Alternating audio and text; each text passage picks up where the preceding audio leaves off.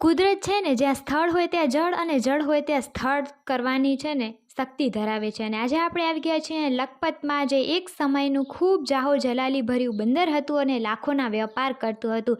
સૌપ્રથમ આપણે આવ્યા છીએ લખપતના ગુરુદ્વારામાં. શીખ સંપ્રદાયના ગુરુ નાનકની ચરણ પાદુકાઓને અહીં સ્મૃતિચિહ્ન રૂપ રાખવામાં આવી છે અને અહીંયા મોટી સંખ્યામાં લોકો આવે છે.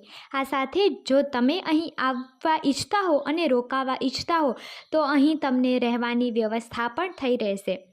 આ સાથે જ તમે લખપતનો કિલ્લો, એની સાથે જ અન્ય સ્થળો પણ જોઈ શકો છો. લખપત કચ્છ અને સિંધ વચ્ચેના વ્યાપારનું પણ કેન્દ્ર હતું. પણ કહેવાય છે ને કે કુદરતની થપાટ આગળ માનવીનું શું ચાલે, અને સુવર્ણકાળ એવા લખપતનો પણ સુવર્ણકાળ થોડા સમયમાં સમાપ્ત થઈ ગયો.